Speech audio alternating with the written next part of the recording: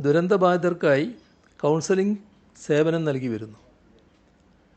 2391 പേർക്ക് ഇതുവരെ കൗൺസലിംഗ് നൽകാനായി.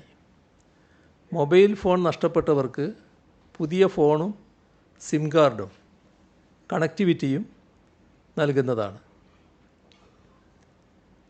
ദുരന്തബാധിത പ്രദേശങ്ങളിലെ റേഷൻ കടകൾ വഴി സൗജന്യ റേഷൻ വിതരണം ചെയ്യാനും നിർദ്ദേശം നൽകിയിട്ടുണ്ട്.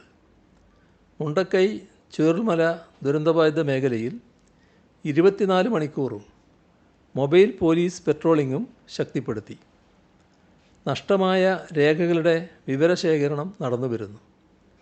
രേഖകൾ എത്രയും വേഗം ലഭ്യമാക്കുന്നതിന് നടപടികൾ സ്വീകരിക്കും. ഇതിനായി അക്ഷയ, IT മിഷൻ, പഞ്ചായത്തുകൾ എന്നിവയെ ഏകോപിപ്പിച്ച് പ്രത്യേക സംവിധാനമൊരുക്കും.